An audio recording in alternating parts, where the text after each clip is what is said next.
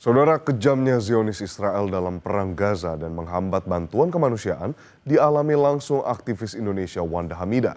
Wanda yang bergabung dengan Global Sumut Flotilla menyebut Israel bisa ditekan jika Indonesia dan negara yang menentang brutalnya Zionis Israel bersatu menekan Israel hingga menghentikan kebiadaban kemanusiaan. Simak pernyataan aktivis Wanda Hamidah dan pengamat Timur Tengah Mustafa Abu Bakar yang kami cuplik dari program Kompas Malam berikut ini. Hal konkret apa yang diharapkan oleh para aktivis kemanusiaan ini kepada pemerintah terutama dalam mengupayakan agar perdamaian di Palestina ini segera terrealisasi?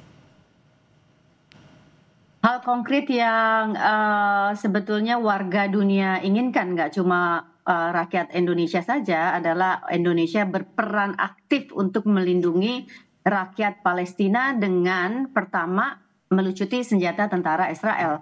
Karena sampai hari ini teman-teman bisa lihat secara langsung bahwa genosida masih berlangsung, dan hari ini setelah menghabisi rakyat Gaza dan kota Gaza secara keseluruhan, Zionis Israel juga menghabisi kota Ramallah dan begitu juga West Bank. Jadi kalau ditanya langkah konkret apa, pemerintah harusnya bersikap aktif dengan negara-negara yang lain, bukan untuk melindungi Zionis entitas Israel, tapi untuk melindungi warga negara Palestina dengan cara melucuti senjata-senjata Israel. Ya, Mbak Wanda, menurut pengalaman Mbak Wanda yang sempat ikut pelayaran bantuan kemanusiaan Sumut Flotilla ini, bagaimana sih sulitnya untuk mengirimkan bantuan ke sana? Teman-teman bisa menyaksikan ketika humanitarian aid yang dibawa oleh ratusan relawan melalui puluhan kapal Global Sumut Flotilla, tidak ada satupun bantuan yang bisa masuk ke Gaza. Bahkan para relawan 500 relawan itu ditangkap dan diperlakukan secara brutal, kemudian dipenjara dan dideportasi oleh Zionis Israel. Padahal yang kami lakukan adalah dilindungi oleh peraturan internasional, dan itu adalah perairan internasional, dan itu adalah perairan Palestina. Jadi tidak ada satupun yang kami langgar. Bahkan kami relawan kemanusiaan seperti teman-teman lihat ditangkap dan diperlakukan dan dipenjara dengan sangat tidak manusiawi. Apakah bisa terwujud perdamaian di Gaza dengan situasi yang ada saat ini? Perdamaian di Gaza tidak akan terwujud kalau negara-negara, ya, misalnya contoh seperti yang dilakukan Soekarno, negara-negara yang dijajah, yang pernah merasakan penjajahan kolonial Israel, Amerika, Perancis, Inggris harus bersatu. Indonesia harus bersatu bersama negara-negara lain yang seperti Spanyol, seperti Irlandia, seperti Kolombia, seperti Brazil yang menolak genosida, yang ingin menghentikan genosida ini. Jadi kita nggak mungkin ikut ke dalam narasi dan point of view-nya negara-negara kolonial. Mana ada negara kolonial yang mau melepaskan cengkramannya terhadap, dan kita mempercayakan negara kolonial untuk kemudian, karena kemerdekaan itu is not given, bukan diberikan tapi harus direbut. Ya, gitu. Oke. Harus dilakukan perlawanan. Ya, Pak Mustafa, dengan pertanyaan yang sama, bisakah terwujud perdamaian di Gaza dengan situasi yang ada saat ini? Ya, itu tidak semudah itu, Pak, ya. Sekarang kita bicara fakta politik di lapangan. Seperti yang saya katakan tadi, ya. Ini bukan masalah percaya atau tidak percaya. Ini bicara fakta politik di lapangan. Bahwa fakta politik di lapangan menunjukkan bahwa solusi politik atas Israel dalam Palestina yang ada hanya adalah solusi yang disampaikan oleh Presiden Trump. Dan itu yang pertama. Yang kedua, ini semua harus bersatu. Tadi disampaikan oleh Bu Wanda, seperti Spanyol, Inggris, Brazil itu harus bersatu melawan genosida. Mereka itu semua hadir di KTT Sarmsek. Spanyol ada, perwakilan Brazil ada, Inggris semua ada semua.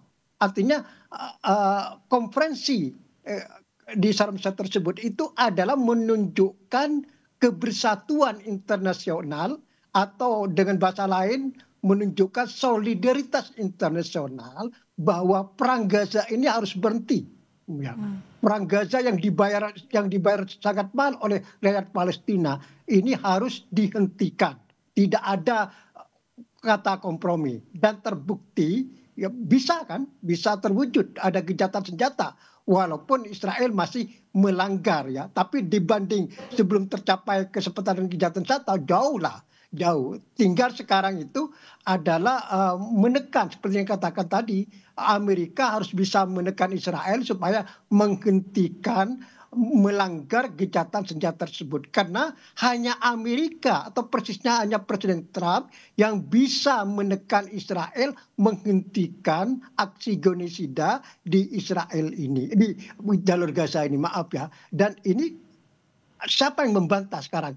Tidak ada gencatan senjata di jalur Gaza, walaupun masih ada pelanggaran ya, tapi secara mainstream kan ada gencatan senjata itu. Dibanding sebelum tercapai kan jauh. Sebelum tercapai tentara Israel itu ada di kota-kota di jalur di Gaza City, di Anjus masuk kota-kota, tapi sekarang sudah mundur ya. Ke garis kuning namanya, tidak mundur total. Nanti ada harus mundur lagi ke garis merah, tapi itu semua harus bertahap. Tidak bisa, Pak. Bisa kita hanya semudah membalikkan telapak tangan. Semuanya harus bertahap. Di tengah gencatan senjata antara Palestina dan Israel, bantuan kemanusiaan untuk warga Palestina terus mengalir, tak terkecuali dari Indonesia.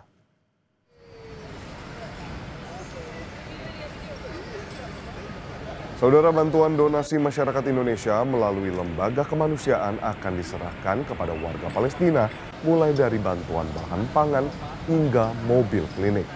Bantuan akan diserahkan ke sejumlah kamp pengungsian warga Palestina di Yordania. Jurnalis Kompas TV Ade Yudian bersama sejumlah relawan ikut dalam misi pengiriman bantuan menuju Yordania Minggu sore 26 Oktober yang diinisiasi Dompet Duafa.